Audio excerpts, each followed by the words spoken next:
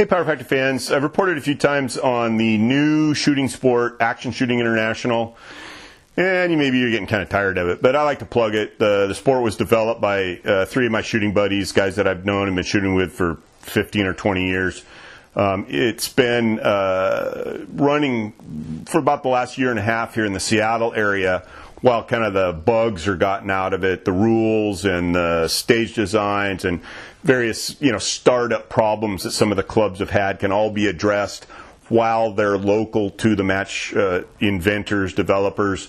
And so it's going to go nationwide, I think, in January. So keep an eye out for it. I've shot a couple of matches. I've talked before about how I got my start in practical shooting at what used to be called Interlake, I think it was Interlake Rod and Gun Club back in the day. It's in Kirkland, Washington.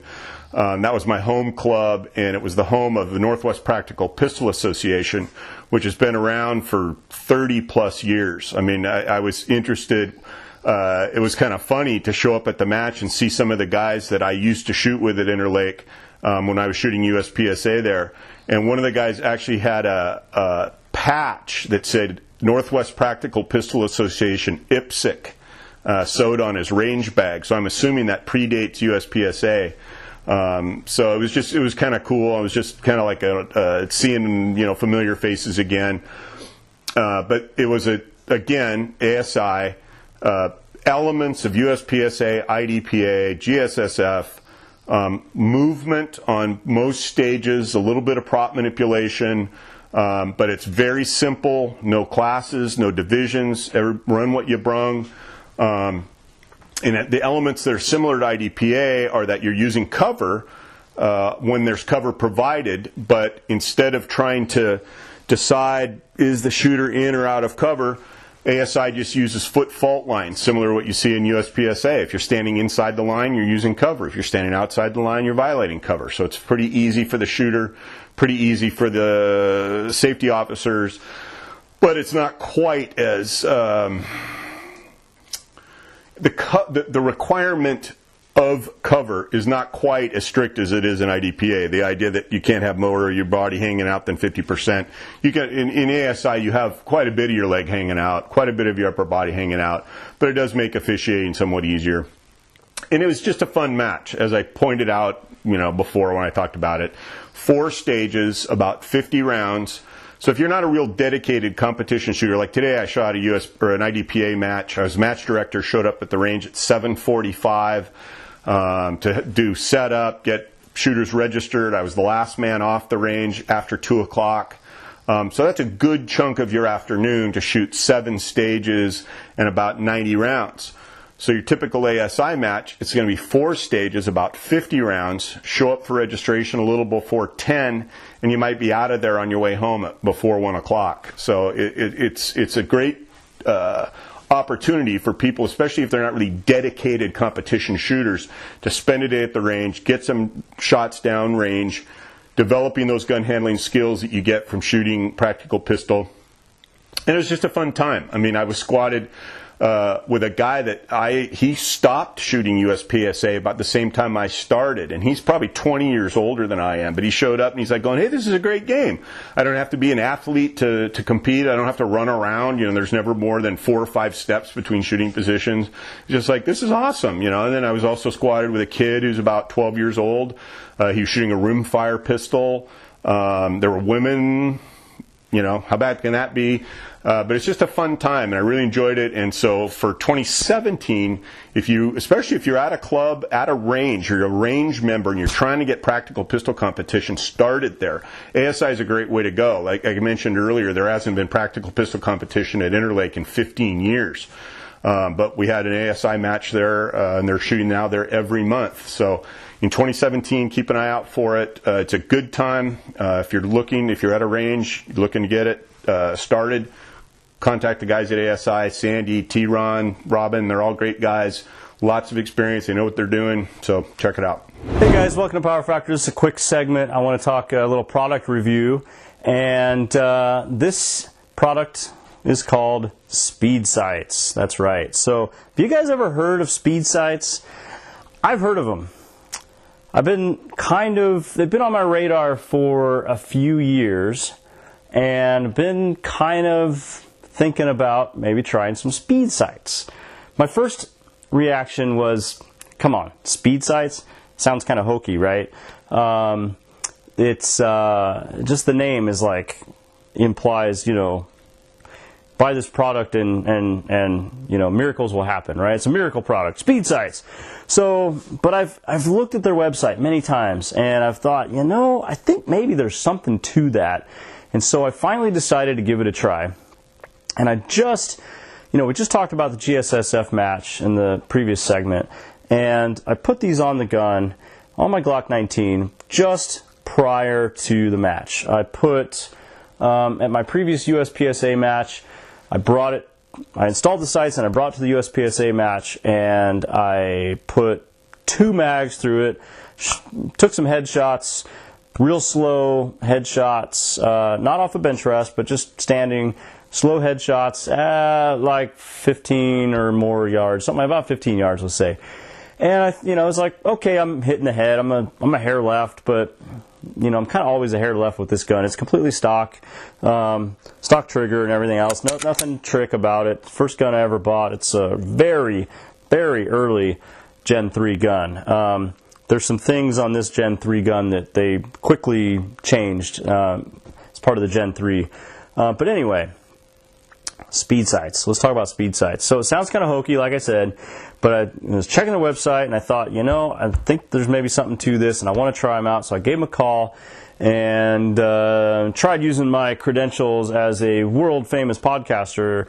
And what I got for that was an extended trial period with credit card numbers. So I think I'm going to wind up buying these in a few months, or after a few months of having them. But they say, I can send them back if I don't like them, and for a full refund. And you actually get a full refund as well after 30 days, I think. 30-day trial if you don't like them. So there's no reason not to try them. So what's the deal with speed sights? Well, as you can see, the rear sight, let's see if I can hold that up against myself here. You see the rear sight has got 2 diamonds. It's a traditional notch and post sight. It does count as a traditional notch and post sight, so don't worry about any of that. There are 2 diamonds. You can kind of see how the tops are flat, although there's some diamonds inset there. And then we have the front sight, which is also a diamond as well. And the concept is that you line up the diamonds. Now I'm way too close to the camera for, it's more like about, let me see, it's kind of something like that. It's kind of hard to line these up, but you get the point. The right and left points of the front diamond touch the inner right and left points of the rear diamonds. And, it's like there's some other hokey sights out there that are really hokey. I mean, a little almost pyramid, I forget what it's called, but it's like an almost pyramid with the little top of the pyramid you put on top as the front sight, you put on top of the rear, which is a pyramid. That I think is complete garbage. I think, sorry if you make them, sorry if you like them. If you like them, great. But our eyes as humans like to line things up horizontally and vertically, not like this. It's like I need to adjust it this way or that way to make those sights line up. In this case, these sights line up, you're adjusting your sight picture vertically or horizontally, just like normal. So I like that about these. The other thing I like is, well, obviously, super high vis front and super white high vis rear. I like that. They come in a few different colors. I chose the green because I like the green on my fiber optic RMR, fiber optic powered RMR. I really like the green. And traditionally, I've used red or orange fiber optic front sights on iron-sighted pistols, but I thought, let's just try the green. I do like it. Other thing I like about these is that you have a very, very generous, very wide rear notch, as you can see there. There's a lot of room in there, and it's very easy to drop that front sight, which is quite wide, but it's very easy to drop that front sight into the rear notch as you're making your sight picture. In addition, though, your eyes just very naturally line these diamonds up. You don't have to work real hard to get them lined up. It's your brain pretty much goes, bam, they're lined up, you know, and if it's not, you naturally line them up. So I've discovered that. And in addition then, because, you know, sure, the front sight's really wide, but you have this sharp point. It is pointed at the top, as you can see there. And so you have a precise aiming point. And all this stuff is written out on their website. And all these things are, all these features are boasted about on their website, on speedsights.com, I believe it is. I'm sorry I didn't prepare for the episode, but I'm pretty sure that's their website. So, you know, they have all these claims and all these testimonials about, you know, competitors like it and cops like it and the police department, you know, outfitted every one of their guns with them. Whatever, you know, I mean, it is what it is. For years, I've, you know, kind of visited their site, their website every now and then, looking for, just kind of thinking about it. I finally decided to go for it and try them out. So far I like them. So far, in dry fire, before ever firing the gun, I was like, man, they line up so easy. I mean, couldn't it be that easy? Maybe so.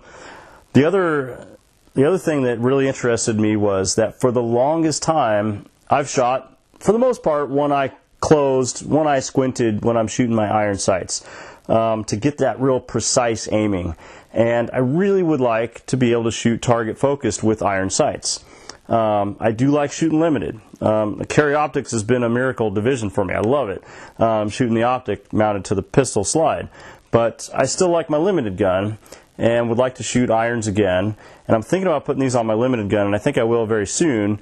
Just wanted to put them on this gun for GSSF, which we just talked about in a previous episode. But my theory is that because they're so bright and large, the dots are large, and they stand out very well. My theory is that I can look through the sights with a target focus and get a reasonable sight picture and make some reasonable shots. We have yet to see that. So I talked very briefly about my performance with these sights, with this gun, at the GSSF match, and it was better than last year. It was. But and by some margin, not just squeaked by, but I mean, you know, by some margin, it was a little bit better. But I just don't shoot this gun very well, and I really don't know why. And I'm not blaming the sights at all. So while that might not be a resounding, hey, everybody, go around and buy these, just going to let you know that I'm trying them. And if you've ever thought about them, if you've ever heard about them, you know, maybe you should try them too. They do sell them with tritium inserts, but as I'm trying to shoot this, keep them on a competition gun, not a defensive weapon, and I don't really believe in tritium sights anyway. I just got the plain ones, and I think they're made out of aluminum. They install very easily. I didn't have to file anything like that. They install very easily, and I think these ran about $100. And with tritium, it's going to be more, maybe 150 or something. I forget. There is a set screw, in case you're curious, right there. You can see between the rears. There is a set screw there that I dropped a little Loctite in and then cranked that down. But this is a somewhat of a first impression video. So far, pretty impressed. I'm going to put them on my limited gun and give it a whirl. It's got a better trigger than this gun. I'm much more accurate with that one than this gun. And we're going to see how it goes. However, it might be end of September or sometime in October before I have another chance to tell you about these again. But anyway, that was just a quick introduction. If you never heard of them before, Speed Sights, that's what they look like from the side. And they're made right here in the state of Washington. And if you think you like the concept, don't be shy. Try them out. I think it's a quality product. I don't know the people that work there. I'm not getting too much of a special deal. In the end, I'm going to pay retail for these. I don't think there's any reason I'm going to send them back. And so, yeah, there you go. Hope you like it. You know, any questions about that, send it to our email address, powerfactorshow@gmail.com. Check us out on Facebook, YouTube, and all the usual channels. Like us there. And we'll catch you next time. Thanks.